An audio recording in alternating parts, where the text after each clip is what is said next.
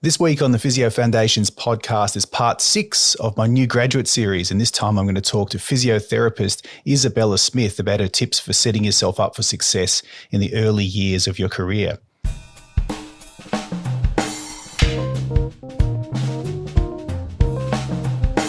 Welcome back to the Physio Foundations podcast, where we talk about the knowledge and skills that provide the foundation of expert clinical practice.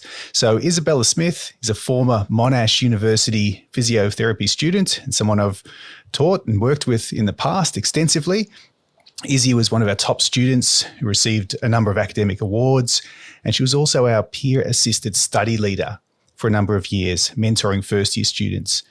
So Issie is now a grade 2 physio in critical care and surgical services at Monash Health here in Melbourne, Australia. And she's also starting off her education career, helping myself and others, and more importantly, the students here at Monash Uni Physio with physiotherapy teaching. And today I want to talk to Issie about how she went about things throughout university and into those first few years of her career, because she's been very successful. I want to know what her secrets are. I want to share them with you. Apart from just all the hard work she's been doing, what's the secret? What do we need to do to be successful as well? And so this is an episode for students, early career clinicians, I should say, but also for anyone at any stage of your career. I think you're going to get something out of this conversation. So Isabella Smith, welcome to Physio Foundations. Thanks for having me, Luke. Great to be here. I don't call you Isabella, you're Issie, and then I spell it wrong on the email whenever I email you. I am used to all the weird and wonderful ways of typing and writing my nickname, so that's fine. How do they go with the bio? There's probably more that I could have said in there. So do you want to tell us a bit more about your background and interests and where you're working at the moment? Yeah, sure. Thank you for that background, Luke, as well.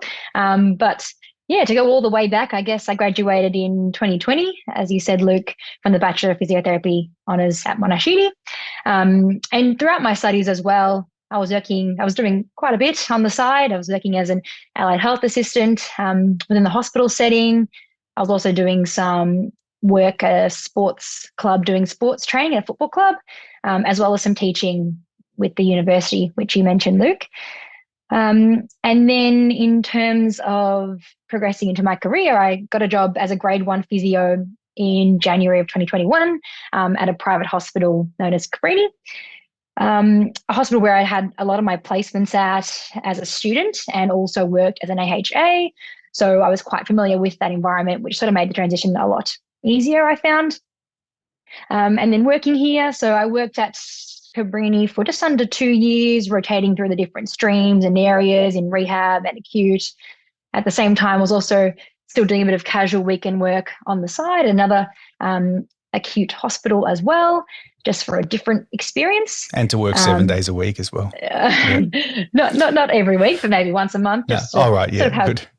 Just to sort of set myself apart and do something different. Great.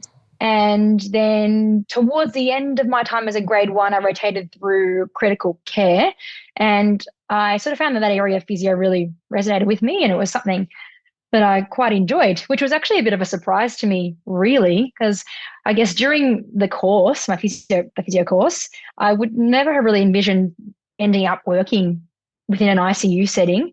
And I never envisioned it would be something that I would enjoy as much as I do today. And that sort of, leads me to where I am currently. So late last year, I saw an opportunity for a new role as a grade 2 physio within the critical care stream at Monash, as you mentioned, Luke, with opportunities to also work at the new heart hospital that's open, which I found a pretty exciting opportunity. So I thought I'll give it a go, and was fortunate enough to be successful. And so now here I am 3 to 4 months in, working in ICU and having a great time. So you couldn't imagine, you didn't specifically imagine being in that role when you were a physio student? Is that something that developed through your experience? Yeah, exactly right.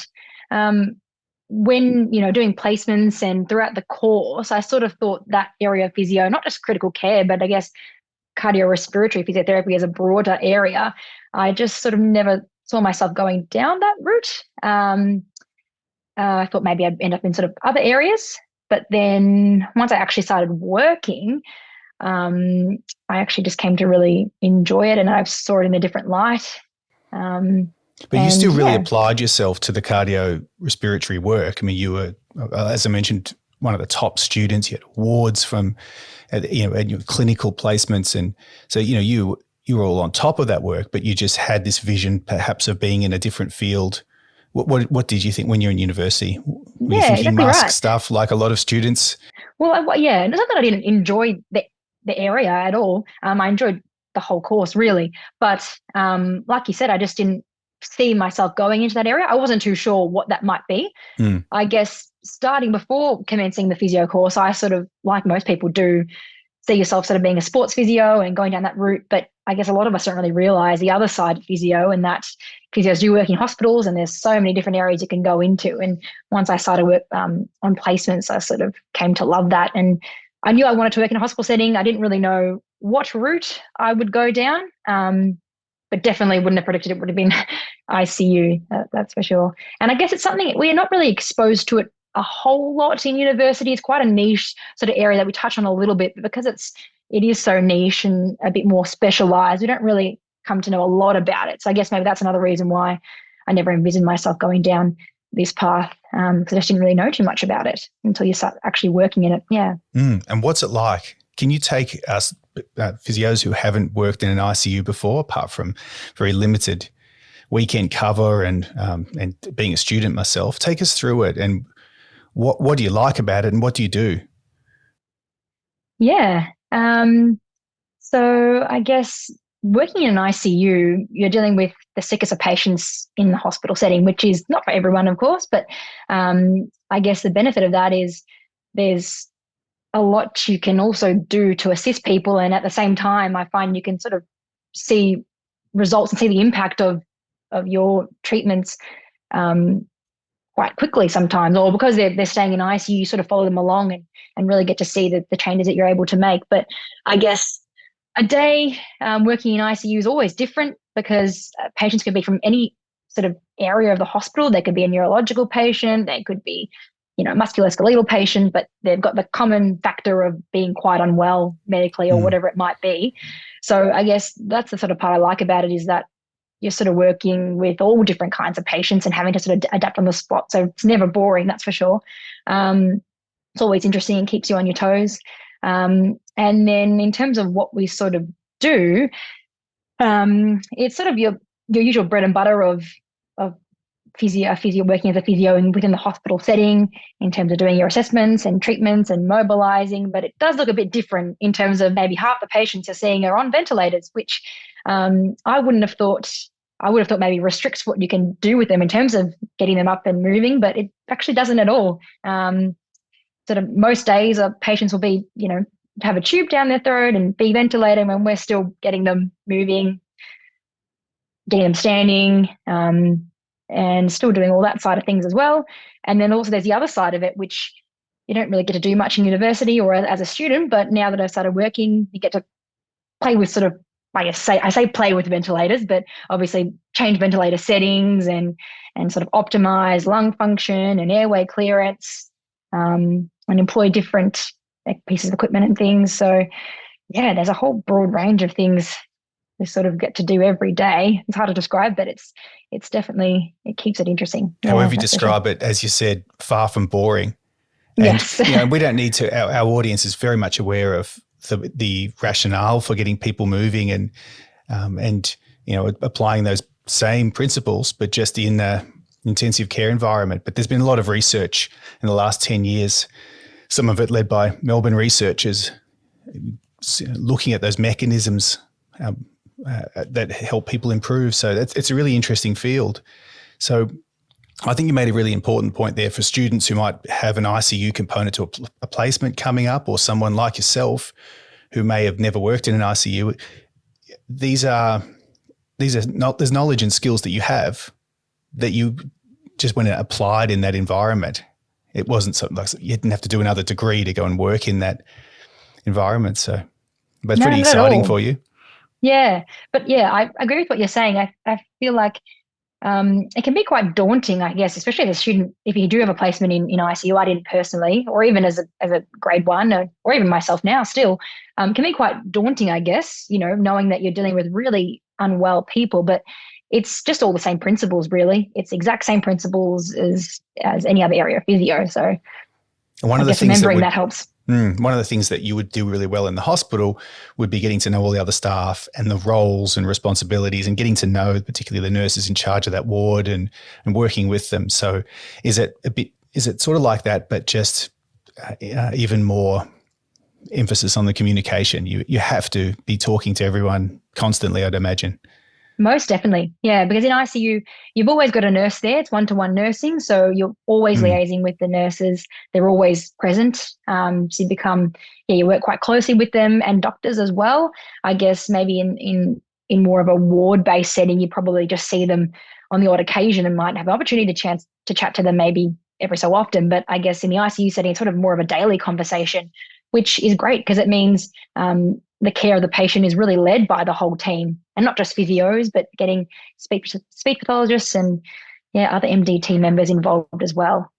I want to ask you go back to your experience studying physiotherapy, and the question I had was, what did you learn in uni? How did what you learned in uni prepare you for your first job? How prepared did you feel when you started working as a physio, and what was it like transitioning from being a student to a professional?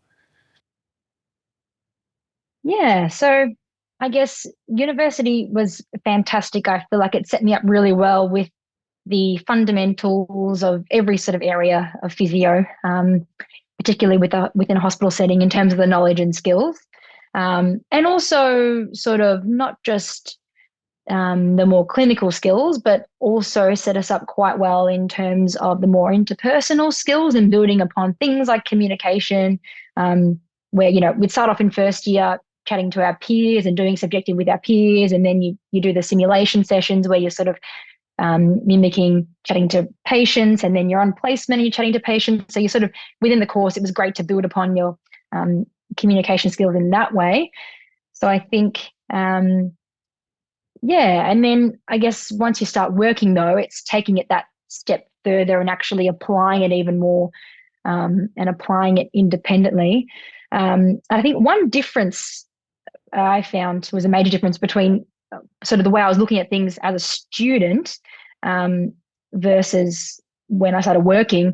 We sort of learn concepts in blocks throughout the course in terms of, you do your musculoskeletal area and your cardiorespiratory and neurological, and even your placements are sort of grouped into those areas.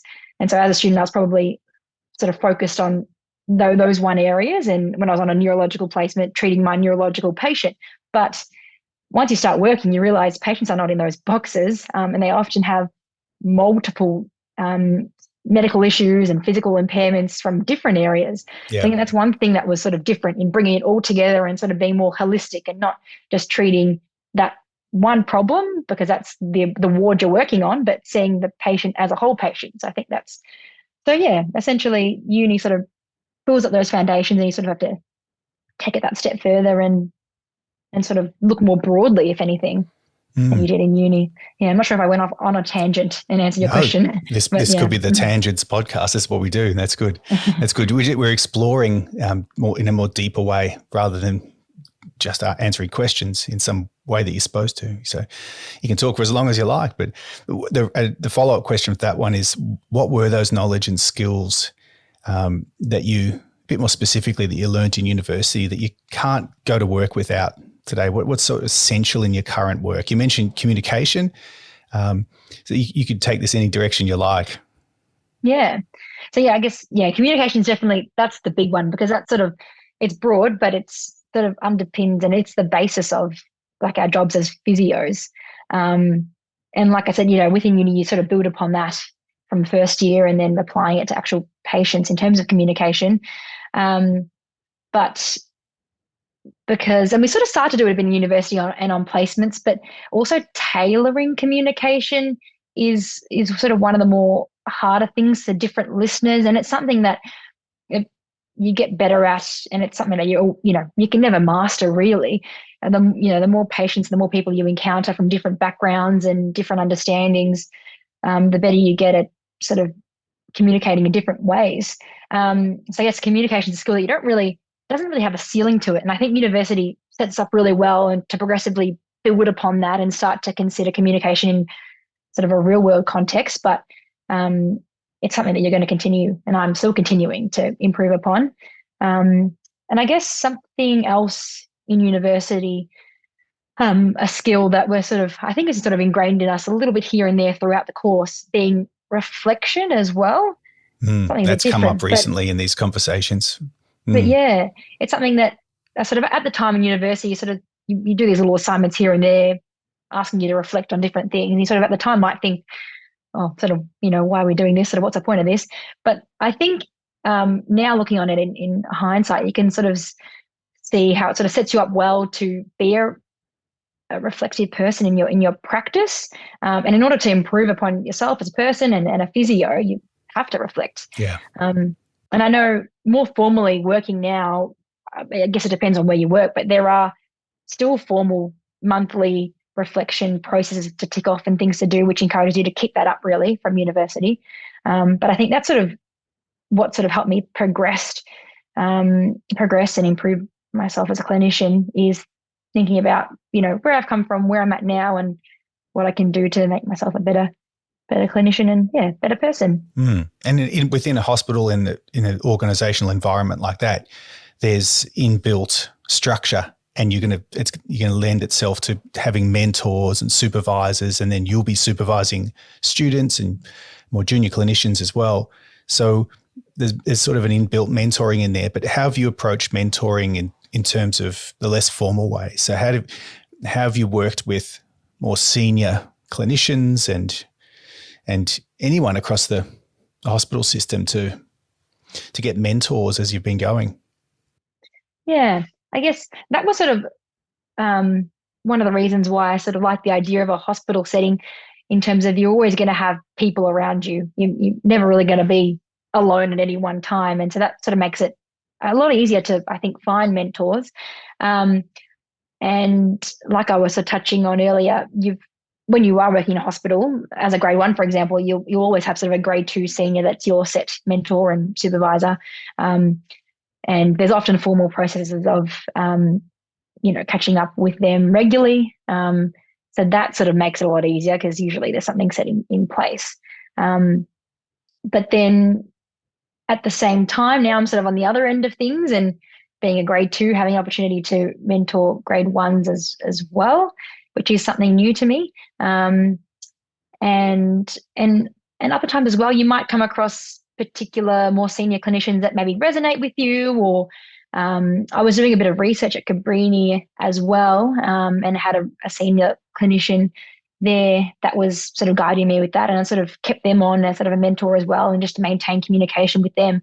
So I think, if you come across someone that resonates with you, whether they're more senior or the same level as you, I think just trying to maintain the communication with them and feeling like you can reach out to them is sort of, helped me as well along the way. Yeah. And day-to-day questions, processes, support, friendship, all of that, but then also having someone who could perhaps challenge you as well. And you've got experience. It's funny, as I was preparing for this interview with you, I was thinking back to, because you were our peer-assisted study session or PASS tutor for 2 or 3 years, weren't you? Which is, so this is a program that used to run within Monash across our whole faculty, which physiotherapy sits in, where the students come back and they act as tutors or peer-assisted study guides for our students. So you and Brian were our PASS leaders for 2 or 3 years in first year. So I got to work with you as a student and then work with you as a tutor or as a PASS leader. How did that work shape or help you with the current work, particularly with, say, mentoring grade 1 clinicians? Yeah, no, I really enjoyed my days as a PASS tutor, and was doing it, I think, from the start of second year of uni to the end of 4th year. So it was a whole 3 years. It was a good chunk of time, but it was a really good opportunity to interact with students from another year level. So, because I guess when you're a physio, you're always working alongside individuals with differing years of experience to you, both more and less. So I guess it set me up well for that, because I was already working with, students of different experience and different years of experience. And in particular, definitely, I know we're touching on communication a lot, but I think it really helped improve my communication skills, as well as skills as an educator. I guess within any area of physio, you've got sort of some element of education in really your daily practice, whether that be to patients or to maybe your peers, or if you're a more senior physio, maybe to grade ones, for example. But I guess what sort of past taught me was that, there are people with differing ways of learning things and understanding and comprehending things. And it sort of taught me the basics of that and how I might go about tailoring my communication so that someone else can understand it in a way that makes sense to them. And I guess, Oh, great. Yeah. Yeah, building upon that and then using that with patients mostly, but also, other physios as well. When I've started working more junior physios, I think has assisted me in that way, being able to tailor my communication. And another thing as well, I think it really enhanced my flexibility and adaptability, because in the last year of it, it was actually moved to COVID because of COVID lockdown. So we had to sort of immediately start teaching online with a very short notice. So I guess that taught me a lot about both. Yeah, I know you would understand that as well, Luke. It's an interesting experience, but it taught me a lot about being able to just adapt and change on the spot. Because I guess working in a hospital environment, that's something that happens, every day. Something's always changing, and I guess being able to be understanding of that and just rolling with it. For sure. Experiencing that helped as well when I started working. So, I mean, lots of transferable skills, obviously, from working so you were being, as a paid role, you're working as an educator while you're a student. But as you mentioned, these aren't people with 20-year gaps of experience in between yourself and the students. You're in second year and you're helping first year students. And in a way, there's not a lot of gap between a grade 2 and a grade 1 clinician as well. So what do you actually do as a grade 2 clinician when you're mentoring and working with, supervising a grade 1? How much support do you need to give? I guess it depends how close they are to the very first day of work, right? Yeah, essentially. I guess it's really tailored depending on the grade 1 themselves. And obviously sort of an area that I'm, just sort of still starting out in doing. But I guess, a new graduate might need, maybe weekly catch up to discuss processes or whatever it might be. And then more of a senior grade 1, it might just be a once monthly touch base. But I guess we do have sort of a formal supervision where we do that at least once a month to sit down and go through sort of goals and things. But then there's a lot of informal supervision that happens when you're working, whether it's in ICU or on the wards, if you're working in the same area and you're walking past each other and you might chat about different complex patients, or particularly in an ICU, a lot of the time, some of the patients require multiple physios to treat them at the one time. And so that's sort of incidental mentoring and supervision as well. So it takes many forms, but it really depends on, I guess, what the individual needs and what stage they're at in their grade 1 career. Yeah. Well, I spoke to Josh Vinton, who's in your year level, who graduated. Yes. He must have graduated in 2020, at the end of 2020 with you. And he's going to the UK soon with Alyssa. And they're heading off there, and he's going to probably do some hospital work, and he hasn't done it before. And that was an interesting discussion. So you say you were supervising or working with or mentoring Josh, getting him going, or maybe even if he was asking you, should I take this hospital position? I've been working in private practice for 2 or 3 years now. Am I going to be able to do it? Have I forgotten everything? Should I do this, or should I wait out for something that is more familiar to me? How would you mentor him, or what would you advise him? Should he take that hospital job? Can he still do it? Yeah, look, I think whether it's private practice or it is the hospital setting, physio skills are the bulk of them, like the major ones like communication and those sort of things we're talking about, they're transferable, I think, across no matter where you're working. So I think, if you have worked in private practice for a couple of years now, you would have built upon those skills really well and would be able to take them on board with you to be a good physio even in a hospital setting. And I guess it might just be about looking over those old textbooks or old notes on the details of maybe a few different things. But I think overall, I don't see why there would be a reason stopping you from going from either way. And I know a lot of people do that. Mm. Because overall the major skills are really the same. And even, your assessments and treatments, although you're looking at different conditions, in private practice, you're looking more at sports related injuries and pathologies. At the same time, you're still assessing a patient, you're chatting to them and you're treating them, and it's all really the same principles. So I think, there's nothing really stopping you. And that was his conclusion as well. And obviously he was really open to whatever was ahead and all the knowledge and skills that he would gain from that. So there you go. I'm sure there's a listener out there who's in that position. So we hope that's helpful for you. Tell us about, let's think a bit more broadly about the profession. And so I had Vasish, another friend of yours from your year level. So Vasish Vasan was on the last episode, one of the new grad episodes. And so he's in a private practice. And so here we're contrasting private practice and hospital environments with people in the same stage of their career, transitioning from university to working life. And I asked him the same question. And the question was, what's your view of the profession at the moment from your viewpoint? And how do you see the profession changing or evolving, in the future? Yeah. I'll throw that one at you. Yeah. Unplanned. No, it's a difficult one, but it's a good one. I think, physio is probably more than most careers a really ever changing profession. I know for a fact, relating it to my own current work in ICU, it might have been, 10 years ago. I to my knowledge, I don't think physios might have had as much of a presence in ICU as we do now. So I guess that just depicts how much things have changed and how much our understanding of the role of physios within the hospital setting has changed. And I think the nature of that is because, more research is coming out all the time. And that's sort of maybe one of the major reasons what's changing our practice. Yeah, so let's dig into that a little bit, because in the hospital setting, there's a stack of research that comes out, and then you need to be keeping on top of that alongside a really busy working schedule. And I'm sure it's really tiring, and we're after work for you now. We're 5:30 p.m. and you've worked all day, so really appreciate you coming on for a chat. How do you keep on top of all that research?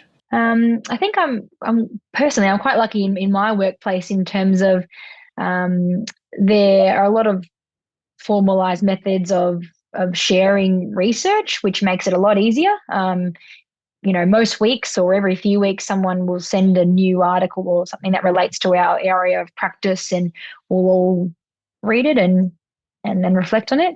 Like a formal journal club and or that's even separate to that. And then there are also journal clubs which might happen every couple of months as well, which really dives a bit more deeper into the new research and what we can take and apply from it. So I think I'm sort of in an environment where it's sort of just commonly discussed really and shared. So I don't think I really so much have to go out of my own way to sort of investigate things, but there might be the odd occasion where I'm not too sure about something in particular, or how to go about doing things. And I'm not only looking at research, but also looking at hospital protocols and procedures, because often that's consulting the literature and the best way about going about things. So I guess then reflecting on those procedures, that can sort of also give you an idea on the current suggested practice as well. So that's sort of another indirect way, I guess I can stay up to date with the research. And we've also, I know currently we've got new pieces of equipment that we're trialing as well at Monash, and using them in the ICU, and other more senior members are conducting audits and gathering data and seeing how those can be implemented to help patients too. So I guess I'm sort of, working around live research happening really, which is great to see. And I guess the results of that we will implement directly within our hospital and go from there. Yeah, so you've got there's some parallels with some of the people I've spoken to who are in really good clinics, private clinics. I'm thinking private practice, where they have organised in-services and sessions and have an environment where it's not only encouraged to ask questions, but almost expected to say when you don't know and ask lots of questions and have that access to people, that you feel like that it's a bit more obvious in the hospital settings. Like I said, everyone's paired up. You have weekly and then as you get more experience, less frequent meetings. But there's a system there, a long-standing system where you are mentored and it's a part of your role. And then there's established ways of sharing new evidence, for example, like you said. It doesn't necessarily happen in the private world because it depends where you work, really. So there's sort of some parallels there with the conversations we've been having where, the people I've been speaking to have been really lucky, I guess. They're ending up in clinics with people who run those sessions weekly for them and will sit down and they'll meet with their more experienced co-workers and run through cases, which is what you've got. So it doesn't matter where you work, you're looking for a supportive structure, especially at this stage of your career, right? Yeah, exactly right. And at the same time, even though working within the hospital setting, there are maybe more formalized methods of mentoring and things, you can always sort of, and take, I think it's important, maybe I didn't do this so much when I was working in my first year, but I probably could have taken upon myself to reach out a little bit more and ask my seniors for a bit more support here and there, or more regular, frequent catch-ups and discussions. So I think some of that also is have to take it upon yourself a little bit as well. You might not realize that early on in your career that you sort of have to drive a little bit of your learning and identify your own gaps and then reach out. So I guess you can sort of, within the hospital setting anyway, you can really maximize the mentoring you get if you sort of put your hand up as well. So at the time you felt fairly comfortable, but then looking back on it, you think, well, I wish I'd put my hand up and asked questions more often.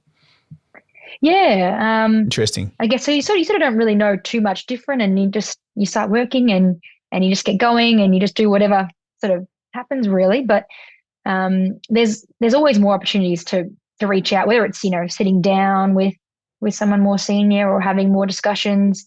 At the time, you might not realize that that's sort of maybe available to you as more so than what you're already doing. But I guess it depends on where you work, but you can always reach out. And I think you might be more so afraid to do that when you're just starting out work because you don't really know anything different. But I think, never really be afraid to reach out more if you're ever unsure, or even if you're not unsure, even if you just want to take that step further and do a bit more. Yeah. Do you supervise students? Were you at that state? Yeah. When did you start doing that? Sort of when I was a grade 1, I got a little bit involved in that by choice. I know as a grade 1, it's not something that you have to do, or it's not really necessarily part of a grade 1 role, but some grade 1s do tend to sort of put their hand up and help out, grade 2s, or take students on here and there just to sort of gain an extra experience and sort of prepare yourself for the next step with a grade 2 role where that's more frequent. So I had opportunities as a grade 1 towards the end. Yeah, great. What motivated you? Why did you want to do that?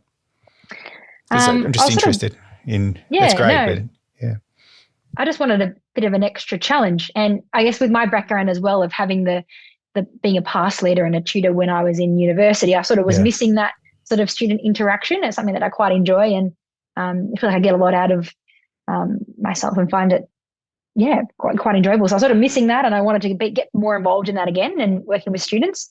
And I also recognized that was sort of a gap between me being a grade 1 and me being a grade 2. It's sort of everything in your toolkit to have that experience supervising students and develop your experience supervising students. So for both of those two reasons, because I was sort of missing, looking, assisting students, and also sort of recognize that was one of the gaps in my current work. Yeah, part of it was preference and part was strategy as well. You're thinking about your career and the development where you're going, because you learn so much when you have to explain something to somebody else.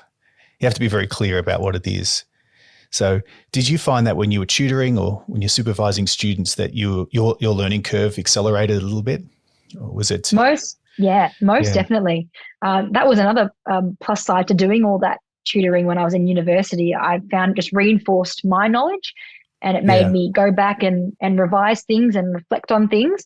And then also because students pose questions to you that you might not have considered yourself, or it makes you have to question your reasoning and your understanding. and understand things on a deeper level and understand things better. So I think teaching is a fantastic way to learn, really. I think they sort of go hand in hand. And it's not a one-way transfer of information. It is, as you said, they go hand in hand. But when you're in a stage in your career where there's a big learning curve, you're transitioning from university to working life, and then you can bring in some teaching and clinical supervision. It's not just because you want to help others. Of course you do, and you want to help other students. You're a really good teacher and you'd be really good to work with, but there's also some acceleration of your development that has to happen, right, in order to do a good job. Yeah, no, exactly right. Yeah, it's really important. What about university teaching? So you've done little bits and pieces with me. So you're coming back this year for a little bit more. What do you want to do in terms of tertiary teaching, university teaching? Where do you see yourself in the future? This sounds like a job interview. Let's stop that. Where do you think you'll go with that? Yeah.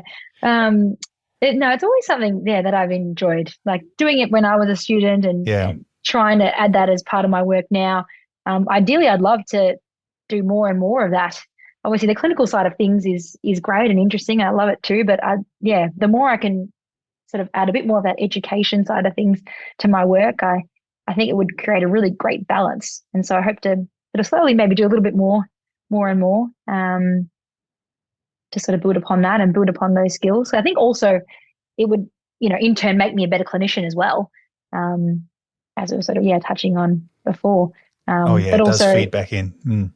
Yeah, but I think it's great getting involved in the university, and I had such an enjoyable experience throughout my 4 years yet there. So, I just want to get back involved in that environment, really. And What about research? Have you done any research bits and pieces in your current role, or have you thought about any research projects you might want to lead in the future?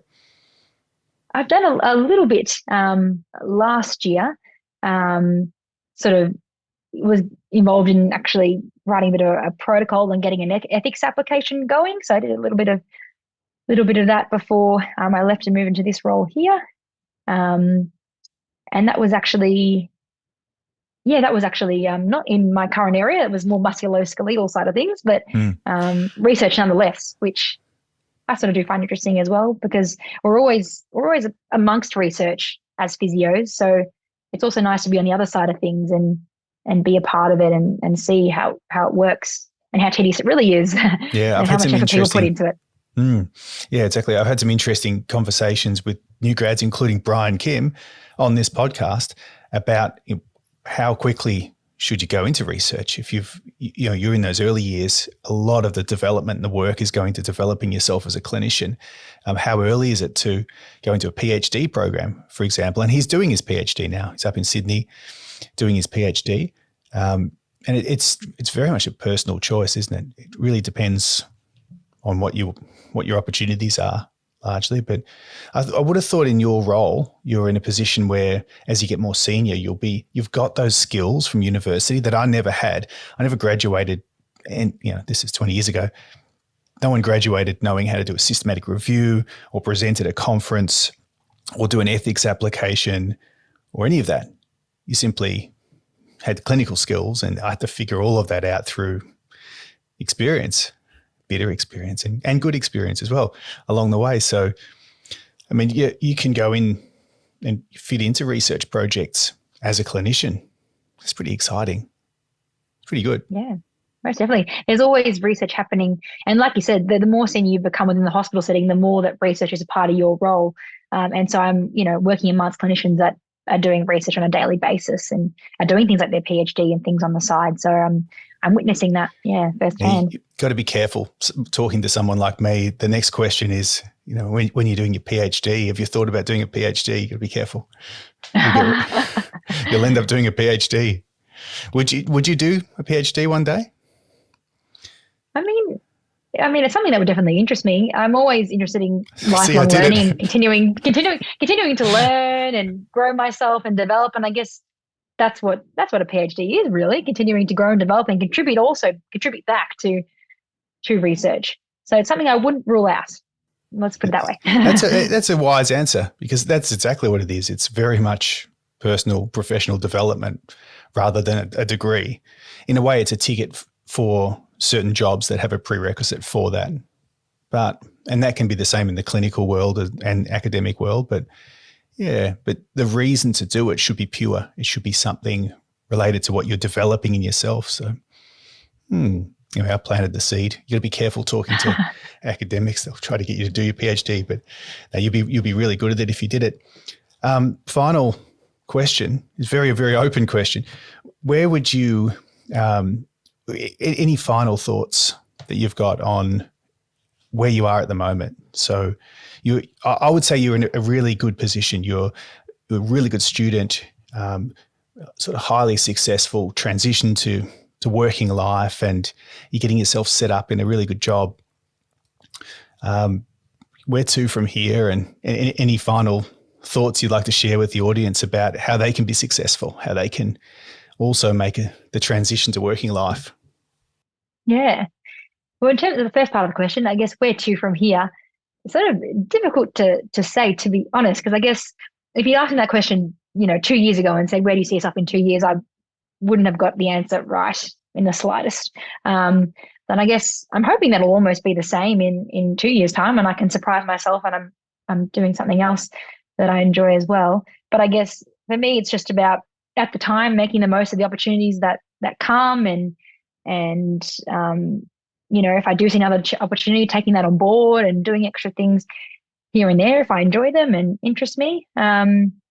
So I guess my piece of advice would be to make the most of the opportunities that you get. I mean, you don't have to go do what I do and have done and do things outside of your current work, but just even within your work itself, make the most of opportunities that arise, whether that's being involved in a bit of a research project maybe within your work, or having a role with looking at quality improvement even, and getting involved in that side of things, or whatever it might be. If an opportunity arises, really take that on board if it interests you, because it develops you both as a clinician but a person too, and can sort of help you move forward. And I guess another piece of advice I'd probably say is, I guess, just look at the bigger picture when you're transitioning into working life, in terms of the patient holistically. Because I guess, like I was sort of saying earlier, it's so easy to see a patient and just see them with that one condition and then, treat them for that one condition. But I guess they're a person and they've got so many different comorbidities and things going on that I realized only into my first year working that, oh no, they've got a lot of things going on, and you get the best outcomes if you just see them as the individual person and the problems that they have and how you can best assist them personally, rather than the type of injury or pathology that they have. So Great. Fantastic. That's such a good way to end it, and a really good answer to quite a strange question. Double barrel question again. That was good. I just thought if we'll throw out to you any final tips and thoughts, and that were brilliant. I really appreciate your time, Issie, and it's really good to see where you've gone. Obviously, I know you through university. I've followed you through the years, and you've only been graduated for a few years. You've done so much, and what you've got there is, I don't know how you and the others that are new grads, that is, have interviewed here. I don't know how you do it, to be honest. I've asked you some pretty challenging questions about what you're doing, but also getting you to reflect on the profession and asking you things that you shouldn't know the answer to. You're young. You shouldn't know what you're doing in 5 years' time. And you've come up with some really good answers. And I'm sure it's going to be helpful for others who are in the same position to see someone who's been really successful, is really enjoying what they're doing, and has really good processes as well. So, and now, people know what you're doing, because this is going all around the world. So hello to all our global audience in many different countries. So it's also good to get some exposure for you and the work you're doing. So where can people track you down if they want to send you a message? I guess you've got LinkedIn. Where can they see you online? In terms of, professionally, probably LinkedIn is the only really thing to reach me on. Over the years, those things develop. You might, websites and profiles and different things. And when you get invited to do presentations, for example, you get more well-known and you appear higher on the Google search. But so you can find Issie there on LinkedIn, but you'll see much more of her in the future. So Thanks very much, Issie, for coming on for a chat. Hopefully the first of many. Thanks so much, Luke. No, it's been great chatting to you, and it's been nice to reflect, really. Opportunity to reflect. But hopefully it's been insightful. Thank you. It's a good, we've got started, and, many years ahead of you in your career, and we can come back and see where you go next. And then we'll have a real answer to that question about where you're going in the future, right? Yes. So thanks everyone for joining us again in a conversation. Come back next week, because I'm not stopping. We've got more episodes just like this, more with new grads, more with some very experienced, high-profile guests who I'm very lucky. They keep saying yes to me and they want to come on here. So obviously really grateful for the people who are supporting the podcast, you as the listener, but also the people who are coming on and can see what we're trying to do here. So until next time, this is Issie and Luke wishing you all the very best with your studying, professional development and lifelong learning.